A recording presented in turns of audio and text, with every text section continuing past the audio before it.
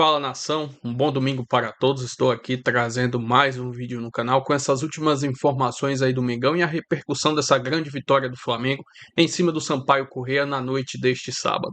Estou trazendo um corte aí do Esportes na Band, onde fazem uma análise dessa classificação do Flamengo.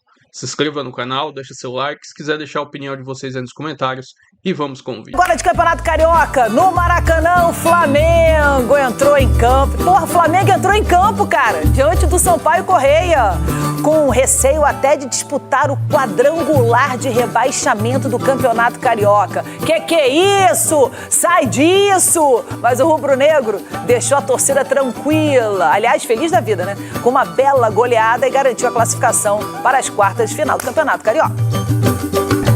Aqui no Maracanã, pela última rodada da Taça Guanabara, o Flamengo precisava derrotar o Sampaio Corrêa e torcer por outros resultados para avançar às quartas de final do Campeonato Carioca. E foi exatamente o que aconteceu. O rubro-negro fez a parte dele goleando por 7-1 e com a derrota do Nova Iguaçu para a Portuguesa, herdou a quarta e última vaga do Grupo B. O jogo começou com um susto. Aos 8 minutos, Alexandre, volante do Sampaio Corrêa, caiu em campo e teve uma convulsão. Ele teve que ser retirado de campo por uma ambulância e deixou o estádio acordado. Acabou levado a um hospital aqui da região. Com a bola rolando, o Flamengo não teve muitas dificuldades. Aos 16 minutos, o Pedro limpou a marcação e iniciou a goleada rubro-negra. Pouco tempo depois, Samuel Lino tabelou com Paquetá e deixou o camisa 9 livre dentro da pequena área para marcar o segundo. No último lance do primeiro tempo, Rodrigo Andrade, camisa 10 do Sampaio Corrêa, diminuiu o marcador. Mas logo na volta do intervalo, o Flamengo tratou de frear a reação e transformar o placar em goleada. Bruno Henrique, que havia acabado de entrar, fez o terceiro. Samuel Lino completou o cruzamento dentro da pequena área, marcou o quarto. O quinto gol foi feito pelo Everton Cebolinha, de cabeça, aproveitando um cruzamento de Emerson Royal. O sexto foi marcado pelo garoto Douglas Telles, recebeu um passe do Bruno Henrique dentro da área e fez o sexto. E o sétimo e último gol dessa goleada foi marcado novamente pelo Bruno Henrique, de pênalti na segunda tentativa do jogador. Ele bateu o primeiro pênalti, o árbitro mandou voltar porque ele deu 2 toques e na segunda tentativa ele fez o sétimo e último gol, dando números finais à partida. Hoje eu disse que a gente precisava recuperar as nossas bases, faz os passes simples bem feitos, seriedade nas jogadas, bola meio a meio a gente bota fora do Maracanã e depois vai recuperar. É assim que funciona. Bom, o Flamengo volta a campo na próxima terça-feira, encara o Vitória no Barradão pela terceira rodada do Campeonato Brasileiro. E no fim de semana joga pelas quartas de final do Campeonato Carioca contra o Botafogo no estádio Newton Santos. Esse confronto em jogo único, então quem perder fica de fora. Em caso de empate, a definição do classificado para as semifinais vai para os pênaltis. Estamos diante de um Botafogo totalmente já em crescimento, com o David Ancelotti ano passado, que acabou muito bem, e com o Anselmi agora, que todo mundo sabe do grande treinador que ele é e do trabalho que ele fez nos clubes que ele passou, e dá para ver como o Botafogo está jogando de uma forma muito bonita de se ver. Bom, o Flamengo, apesar dessa goleada 7-1, essa coisa maravilhosa, tem que agradecer a Portuguesinha que ganhou do Nova Iguaçu, porque se não tivesse ganho do Nova Iguaçu, não seria bem assim. O Flamengo estava correndo o risco de não disputar ou de poder disputar o quadrangular para fugir do rebaixamento, que seria uma vergonha. Uma vergonha para um time que no ano passado faturou 2 bilhões de reais. Mas vai estar fora desse quadrangular, o Flamengo vai estar na próxima fase, pode vir a ser campeão carioca. Flamengo e Botafogo. Agora, vai jogar contra Botafogo e Flamengo, vai jogar na casa do Botafogo. O Botafogo é o mandante, vai ser no Newton Santos o jogo. Por quê? Porque o Botafogo tem campanha melhor do que a do Flamengo. Isso. E eu te digo...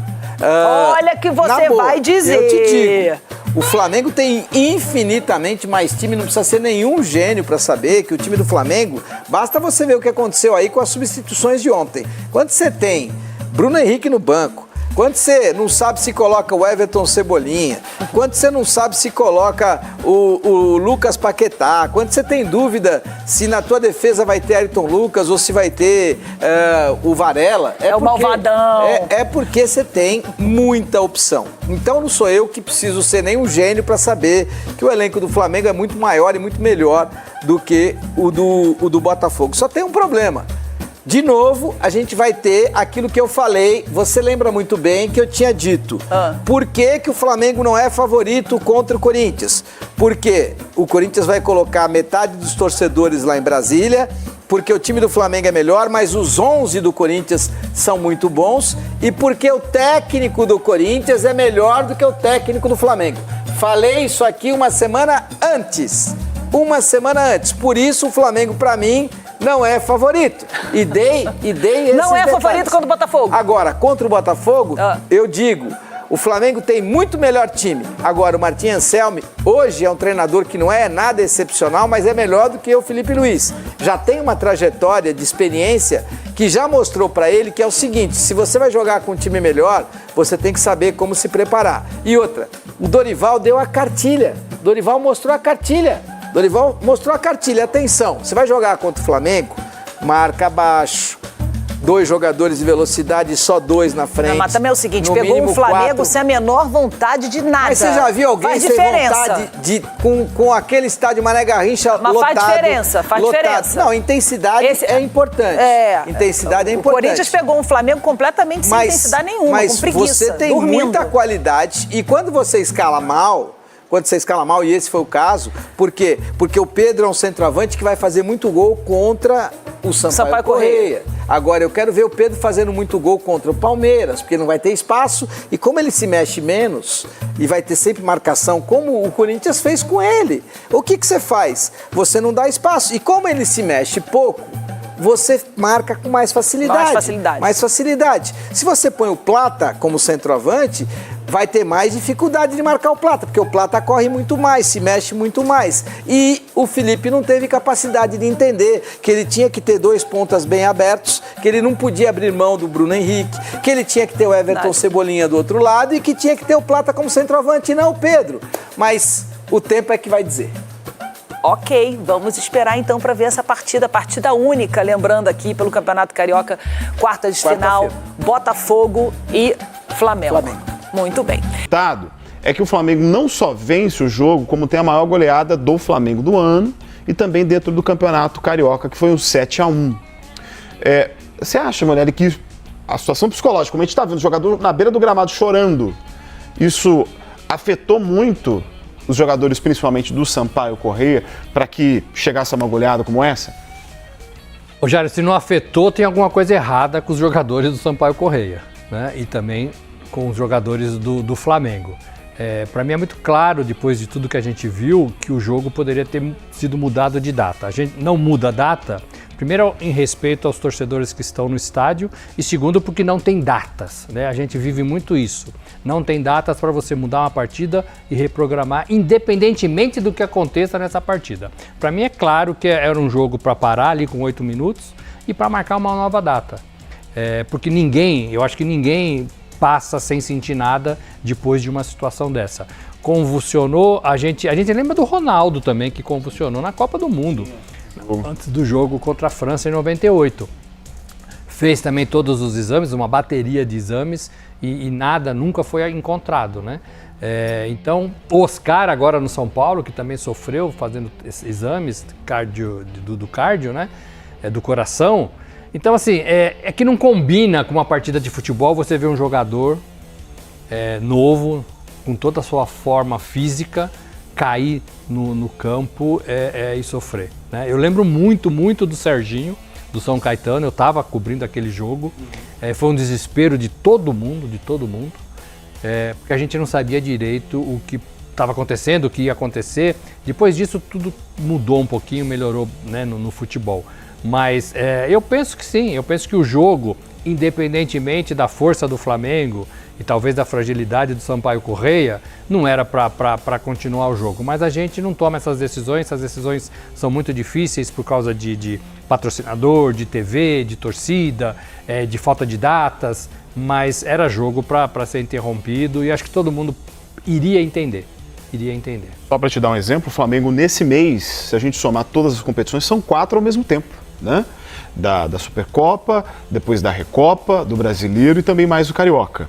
Nesse jogo, o Flamengo estava ameaçadíssimo, porque dependia de si e também dos demais, porque tinha que vencer depender de uma combinação de resultados que aconteceu para que ficasse fora daquele grupo ali do quadrangular da morte, né? Porque o Cariocão, explicar rapidamente, tem aqui, né, uma ideia de que tem 2 times de cada um dos 2 grupos, do grupo A e do B, que vão depois disputar esse quadrangular. O que tiver a pior campanha desses 4, este é rebaixado. Ou seja, se o Flamengo perdesse esse jogo, por exemplo, estaria ameaçado de rebaixamento porque ia ter que jogar esse quadrangular. Até a gente falou sobre a questão da falta de datas, mas também não dá para esquecer, quero perguntar aqui para o Mano, que durante o começo do Carioca, o Flamengo joga com um outro time, né, com o seu sub-20, e pede ou empata uma sucessão de partidas que fizeram com que ele tivesse muito mal na competição local. Você acha, Mano, que, por exemplo, o Flamengo teve que trocar literalmente o pneu com o carro andando, tentar se ajustar ali, se ajeitar, para evitar esse possível rebaixamento, essa ameaça? Ah, claro. O Flamengo ele tinha a ambição, se o time sub-20 desse conta do recado, de manter esse time jogando o Campeonato Carioca. Esses jogadores do Flamengo eles só entram realmente para jogar o Campeonato Carioca devido à ameaça que o Flamengo estava sofrendo de até queda dentro de uma competição que o Flamengo, sobra. Mas é nítido que os jogadores do Flamengo, até pela temporada desgastante do ano passado, o acúmulo de jogos, o Flamengo disputou tudo até o final do ano, enfim. Então é uma situação ali que os jogadores precisavam de descanso também. Ainda mais sabendo que esse ano, até pelo fato Copa do Mundo, o campeonato está ainda mais achatado e o elenco do Flamengo tem tudo para brigar novamente aí por tudo que disputar. O Campeonato Carioca ia ser praticamente aí uma pré-temporada de luxo. Os jogadores titulares iam só se manter condicionados ali no treinamento, fazer um jogo esporádico ou outro, talvez aí na época dos clássicos, mas o restante dos jogos aí da competição estadual era pro sub-20. Mas aí quando a água bateu no traseiro, meu irmão, não tem o que fazer, né? Vai cair no Carioca? Não dá. Aí o Flamengo teve que colocar, pelo menos, se não toda a sua força máxima, boa parte dela para dar conta do recado. Bem, o Flamengo agora vai poder, mais adiante, avançar na competição, né? Porque vai poder dar sequência no Campeonato Carioca. Você acredita, Michel, que jogando com o seu time, com força máxima, com o regresso do Paquetá, existem chances reais de que o Flamengo, apesar de ter passado esse susto, vença a competição? Qualidade tem, Jair. Agora, eu concordo com o Mano. Acho que se o elenco do Flamengo tivesse a oportunidade de escolher, eu acho que fez isso no começo, seria privar os seus melhores jogadores nesse começo de temporada com o calendário que vai ser nesse ano e botar a molecada para jogar e poder recuperar os seus atletas do ano que foi o ano passado, onde eles jogaram o ano todo e chegaram e foram campeão de tudo. Mas não aconteceu, então devido a isso, teve que acionar, tanto que a gente viu aí quase todos os jogadores ontem em campo jogando contra o Sampaio Corrêa. Mas eu acho que se derem chance, acho que o Flamengo precisava, mesmo com o que aconteceu durante a partida com o jogador Alexandre lá, acho que o Flamengo, esse 7-1 para mim, teve esse episódio, mas para mim não é estranho. Nada normal. Nada anormal. Acho que é um elenco para no Campeonato Carioca, com todos os seus jogadores em campo, fazer isso aí. Não tenha sombra de dúvida. E, às vezes, um elenco ele precisa dar uma engrenada, precisa dar uma empurradinha. Aí, o Flamengo precisa disso, começo de temporada. Precisa dar uma... São Paulo aconteceu isso para mim no jogo contra o Flamengo. O primeiro jogo do Campeonato Brasileiro. Sim. São Paulo vence. Quando São Paulo vence. Aquilo ali ajudou muito São Paulo. Então, assim, acho que o elenco do Flamengo, para mim, a hora que pegar no tranco, amigão, vai ser difícil. Isso não tem a sombra de dúvida. O Paquetá tá nessa, Morelli? Tá muito nessa. Mas assim, a gente tem que deixar claro que assim, o Flamengo não teve vantagem em relação a tudo que aconteceu com o jogador Alexandre. Não é isso que a gente está falando aqui. Eu penso como o Michel, o Flamengo tinha condições de dar 6, 7, independentemente do que aconteceu. É um time para isso. Demorou um pouquinho, tomou um susto. A ideia não é ruim de você colocar o sub-20 para começar o estadual e depois a cavalaria vem e arremata, não é ruim, é que a execução não foi boa, o sub-20 não deu conta do recado. Mas se desse, a ideia era perfeita e acho até que isso poderia ser replicado em outros clubes, em outros estados brasileiros. Eu me lembro que um dos primeiros a fazer isso de fato, né? Acho que o Michel não gosta muito lá do... Foi lá. Foi o Atlético Paranaense. Foi lá. Eu me lembro deles fazendo isso no campeonato estadual. Pô, mas é que lá... E levou tempo pra engrenar, hein? Eu nunca vi um clube... Lá tem 40, 50 jogadores. Chega o começo de temporada lá, chega 60 negros pra se apresentar lá. Aí uns ficam, vão para um lado ou vão para o outro, aí tem que fazer isso mesmo. Mas a cobrança no Flamengo é maior, é o que o Mano falou. O Flamengo vai cair no campeonato estadual? Não dá. Chama os titulares, né? Chama, traz todo mundo para jogar. Foi o que aconteceu. Agora, o Flamengo é isso mesmo. E o Flamengo, mais 2, 3 rodadas, o Flamengo vai começar a voar. Chegada de Paquetá, esse entrosamento que a gente sabe, a qualidade desse elenco. Eu acho que vai começar a voar. Eu me lembro dessa de escolher competições, já teve vezes, por exemplo, no Gauchão lá, de quando o Renato Gaúcho ainda treinava o Grêmio, né? Dele preferir nem ir pro jogo, né? Os jogadores vão, isso. Mas aí ele manda auxiliar como treinador na partida. Eu não vou sair daqui de Porto Alegre, vou ficar aqui. São escolhas, mas às vezes as escolhas podem custar muito caro. E parece que custou bastante caro pro Flamengo, né? Não, mas, Jairo, com relação, por exemplo, ao Flamengo, a gente não pode aqui transferir, por exemplo, o time sub-20 esquece. Esse time que estava jogando aí o começo do Campeonato Carioca, não é um time que o Flamengo vai utilizar. Só puseram aí realmente para dar folga pro elenco. Se a gente pegar, por exemplo, o time do Flamengo, vamos colocar aqui no papel de novo, igual eu fiz com o Palmeiras. Você tem lá o meio campo para frente, você tem lá Pulgar, aí você vai jogar ali com o Jorginho, com Arrascaeta e Paquetá. Na frente você pode formar uma dupla aí com Bruno Henrique e Pedro, Cebolinha e Pedro, Cebolinha e Bruno Henrique, enfim, qualquer um. Mas aí você vai para um banco, você tem Carrascal, você tem Luiz Araújo, você tem os Michael, tem o Lino. Pô, é um elenco. Não, Michael já saiu, até saiu. É verdade, Michael já deu área, não ia ter espaço para ele jogar. Mas, cara, você tem Lino, você tem Carrascal, um dos dois ali, ou o Bruno Henrique ou o Cebolinha vai começar no banco. Porque o Bruno Henrique até tá jogando de centroavante, né? Ele tá meio que substituto do Pedro ali.